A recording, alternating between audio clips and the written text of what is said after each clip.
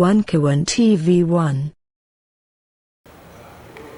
Bismillahirrahmanirrahim. Mohon izin pimpinan dan para anggota Komisi 2 DPR RI.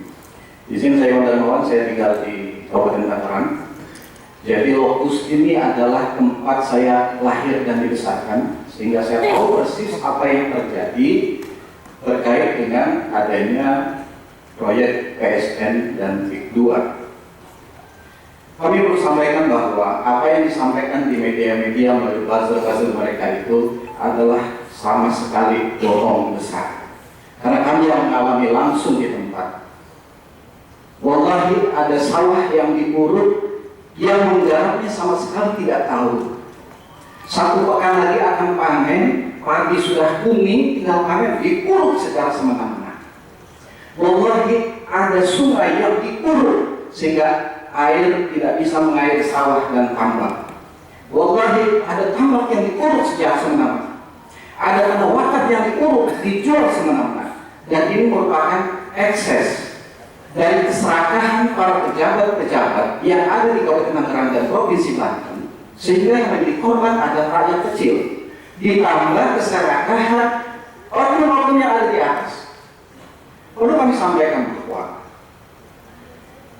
ini terjadi karena adanya prakondisi di mana dibuatlah Perda Kabupaten Tangerang nomor 9 tahun 2020 tentang perubahan atas Perda Kabupaten Tangerang nomor 13 tahun 2011 tentang rencana tata ruang dan wilayah Kabupaten Tangerang tahun 2011 sampai 2031. Apa yang ada di dalam perda tersebut? Lahan sawah produktif di utara Kabupaten Tangerang, ini lumbung padinya Kabupaten Tangerang, lahan hijau itu tiba-tiba menjadi lahan kuning.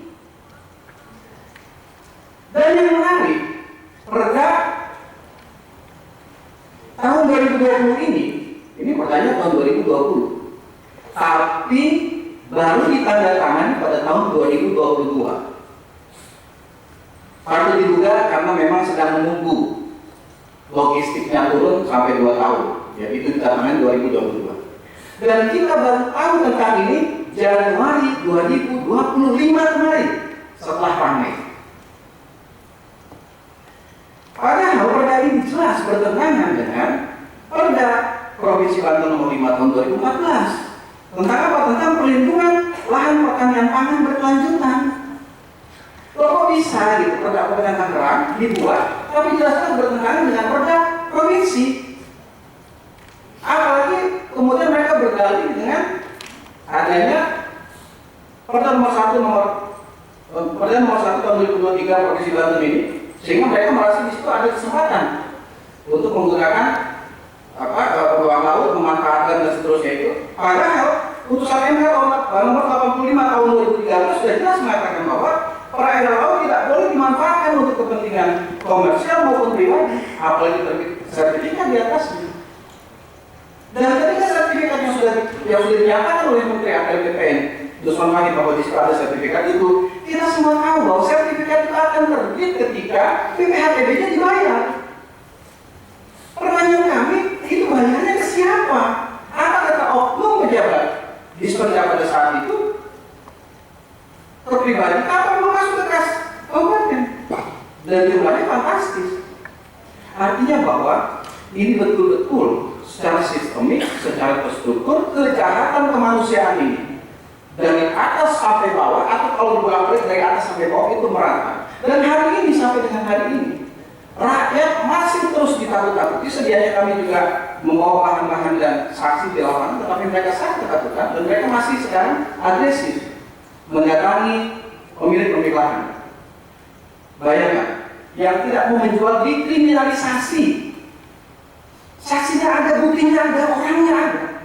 Dan bukan cuma satu, banyak. Kita bisa bayangkan dari sisi kemanusiaan kita, pemilik tanah sudah sepuh dalam kondisi sakit dengan saluran oksigen dipaksa kadang-kadang untuk melepaskan haknya. Dan ada oknum polisi di situ, ada oknum pengacara di situ. Ini apa? Kemana negara? Ini zolim, sezolim-zolimnya. Tadi saya melihat masif, pemadaran yang begitu masif, semua pejabat diam di kabupaten maupun di provinsi Banten. Kenapa? Karena mereka yang menangani produk ini. Demikian tambahan saya, soalnya akan dilengkapi oleh Saudara Mahesa, sebelah saya singkat saja.